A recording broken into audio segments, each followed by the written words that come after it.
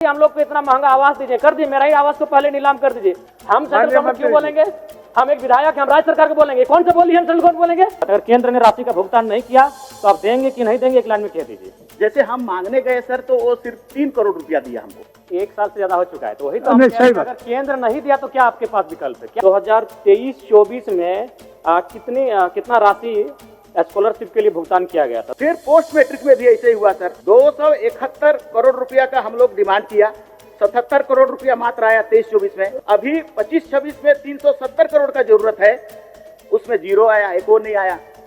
तो नहीं आ रहा है तो क्या करेंगे हम लोग सर? पीसीसी नहीं बनेगा तो हमको कोई फर्क नहीं पड़ेगा, लेकिन अगर 5 साल बच्चे नहीं पढ़ेंगे तो इस राज्य को फर्क पड़ेगा, इस राज्य के भविष्य को फर्क पड़ेगा। ऋण हम कौन वाला पैसा को देंगे, क्योंकि मेरे पास तो कोई पैसा है नहीं ऋण देने के लिए। अन्य सदस्य जयराम कुमार महतो।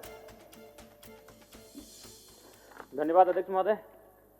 मेरा प्रश्न बड़ा ही गंभीर है। आज पूरे राज्य को पता है कि आज विगत वर्षों से ओबीसी के छात्र छात्राओं को स्कॉलरशिप नहीं मिला है, और इस पर जब भी बातचीत होती है तो विभाग, राज्य सरकार केंद्र को दोष देने का कार्य करती है। तो मैं स्पष्ट जानना चाहता हूं, क्योंकि इन्होंने उत्तर में भी लिखा है कि केंद्र सरकार से राशि प्राप्त होने के उपरांत भुगतान की कार्रवाई की जाएगी।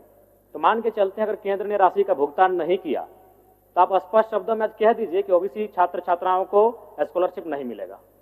बस हम इतना जानना चाहते हैं, अगर केंद्र ने राशि का भुगतान नहीं किया तो आप देंगे कि नहीं देंगे, एक लाइन में कह दीजिए। काहे इतना मतलब विवाद खड़ा करना? छात्र राजनीति में क्यों पिसेंगे? एक लाइन में, अगर केंद्र ने राशि का भुगतान नहीं किया तो आप देंगे या नहीं देंगे? माननीय मंत्री महोदय। माननीय मंत्री जी। सर, क्लास 1 से 8 तक कोई प्रॉब्लम नहीं है ओबीसी का, क्योंकि सारा पैसा स्टेट देती है। प्रॉब्लम सर 9 और 10 और पोस्ट मैट्रिक का है, और इन दोनों में 60-40 का रेशियो है। अब कानून बना है तो बना है सर, तो हम लोग तो वेट करते हैं, और इसीलिए हम मंत्री जी के पास भी गए, भारत सरकार के पास, और उनको सारा आंकड़ा भी बताए कि आप हमको देंगे तभी मेरा जो मेरा बजट का पैसा है सो खुलेगा। मतलब मेरे पास फाइनेंस रेजुलेशन है फाइनेंस डिपार्टमेंट का कि हाँ, कि वो नहीं देगा तो ये नहीं खुलेगा। जैसे हम मांगने गए सर, तो वो सिर्फ 3 करोड़ रुपया दिया हमको, तो उसका 2.5 करोड़ रुपया राज्यांश निकल गया, तो 6 करोड़ रुपया मात्र हुआ। तो ये 6 करोड़ रुपया में तो होगा नहीं। अब हम फिर भी वेट कर रहे थे कि वो अगर आ जाए, मिल जाए, क्योंकि वो आ करके बोले भी कि मंत्री गए थे और हम उसको एश्योर किए हैं कि और ज्यादा पैसा हम भेजेंगे, लेकिन अभी तक वो आया नहीं सर। तो क्या पता आएगा कि नहीं आएगा, हम लोग भी असमंजस में है, और नहीं आएगा तो हमारे बच्चों का क्या होगा ये भी हम लोग सोच रहे हैं सर। और इसीलिए हमारे पास बजट में जो पैसा है, क्योंकि उसके लिए एक प्रावधान है कि उधर से आएगा तभी हम खोल सकते हैं, इसको शिथिल करने की आवश्यकता हम महसूस कर रहे हैं सर। हमको देना है सभी ओबीसी बच्चों को, उसको आगे बढ़ाने के लिए हमको महसूस है इस बात को। इसलिए सर करीब करीब हमारे पास काफी इतना पैसा है जिससे कि ये संभव हो जाएगा। बजट के अनुसार 275 और 9-10 के लिए 39 करोड़ और 275 करोड़ है हमारा पोस्ट मैट्रिक के लिए, इतना पैसा है। तो ये शिथिलीकरण के लिए हम लोग लेटर लिख रहे हैं। कल हमने पित पत्र भी जारी कर दिया सेक्रेटरी को कि आप इसका वैकल्पिक व्यवस्था करें। केंद्र नहीं देगा तो उसकी बात है, मत देने दीजिए, हम क्या करेंगे उसको बात बताइए, मेरे पास बजट में है उसको क्लियर करिए। तो हमने लिख दिया है, कुछ दिनों में हम लोग इसका व्यवस्था करेंगे। पिछले कल के अनुसार हम शायद लगता है कि इसको हम लोग ठीक कर लेंगे। चलिए जयराम जी, अच्छा उत्तर हुआ। यानी ठीक है अध्यक्ष महोदय, 1 साल से ज्यादा हो चुका है, तो वही तो हम कह रहे हैं, अगर केंद्र नहीं दिया तो क्या आपके पास विकल्प है, क्या तैयारी आपके? नहीं तो जयराम जी सर, आप शायद ध्यान से 1 साल से ज्यादा हो चुका है। नहीं, सही बात हो चुका है, सही बात है। केंद्र आपका सवाल को मंत्री जी स्वीकार भी किए और पित पत्र भी लिख चुके हैं। ये उत्तर नहीं हुआ।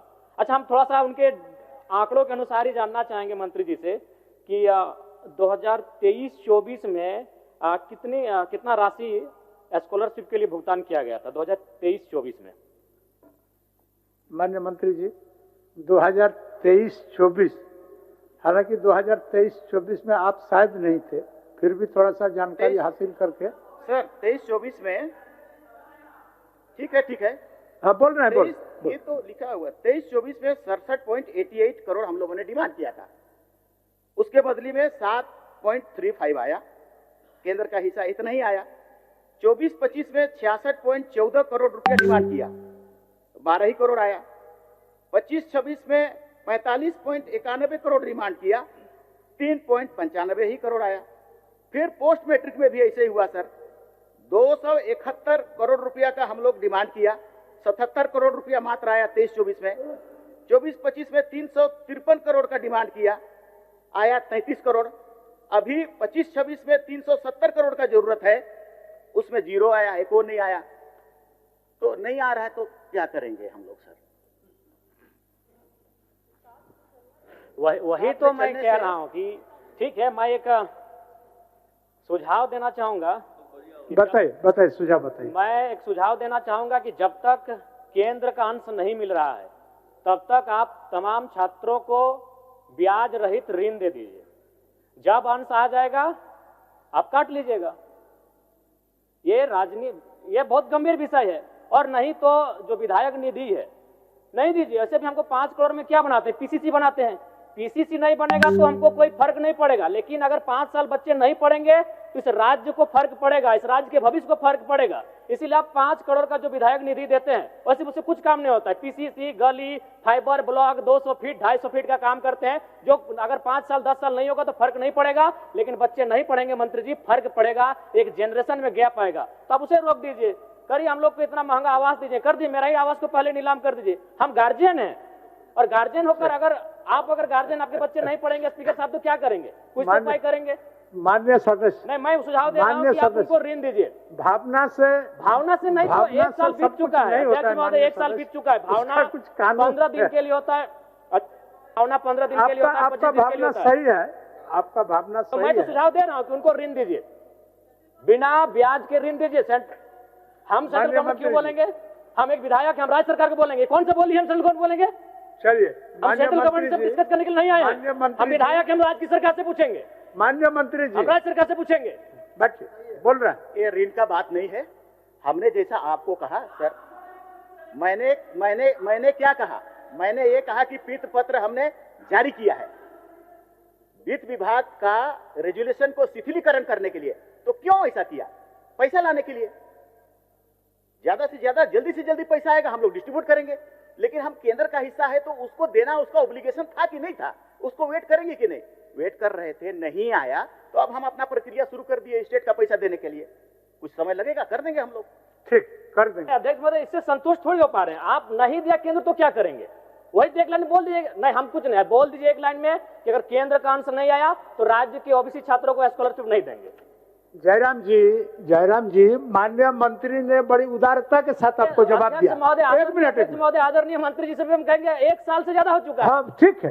विलंब के लिए मंत्री जी को भी दुख है, तकलीफ है, और उन्होंने इसको भुगतान कराने की दिशा में वित्त पत्र लिख चुके हैं। एक नियम है, उस नियम को सिर्फ शिथिलीकरण करने के लिए।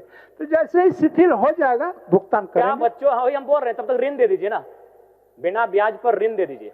अब माननीय मंत्री जी बताएंगे इनका विकल्प क्या है। मंत्री देखिए, ये गंभीर विषय है। क्या है? बिना ब्याज पर ऋण दीजिए, और जब केंद्र का अंश आएगा, जब आप स्कॉलरशिप दीजिएगा, आप काट लीजिए। ठीक सर, ऋण एक तो सरकार या विधि या विभाग बैठिए जयराम जी, सिस्टम से चलता है ना सर। अब वो ऋण कहाँ से आएगा? कौन जगह से, कौन फंड को हम देंगे ऋण? हमारे पास जो स्कॉलरशिप का चीज है उसी पर हम सॉल्यूशन निकाल सकते हैं। ऋण हम कौन वाला पैसा को देंगे? क्योंकि मेरे पास तो कोई पैसा है नहीं ऋण देने के लिए। इसीलिए इसका सॉल्यूशन यही है जयराम जी, हम लोग जल्दी से जल्दी करें सब मिल करके, और उस पैसा को निकाले जो राज्य के पास है उसको हम लोग दे दें। जल्दी करें इस पर। थोड़ा समय दीजिए जयराम जी, थोड़ा समय प्रयास करें। क्योंकि और भी माननीय सदस्यों को सवाल पूछना है, लेकिन हम संतुष्ट हो पाए, ना राज्य के छात्र संतुष्ट हो पाए। बाकी माननीय मंत्री महोदय, आप लोग क्या कर रहे हैं नहीं कर रहे, लेकिन आपके माननीय सदस्य ने जो कहा कि आप केंद्र से पूछिए, गलत बात है। हम एक विधायक हैं, हम केंद्र से पूछने के लिए नहीं आए हैं, हम राज्य सरकार माननीय मुख्यमंत्री से पूछने आए हैं, हम विभागीय मंत्री से पूछने आए हैं। तो ये आप 2 साल कीजिए, हमारे साथ ये नहीं कर सकते हैं। प्रभातखबर.com, विश्वास वही, रफ्तार नहीं।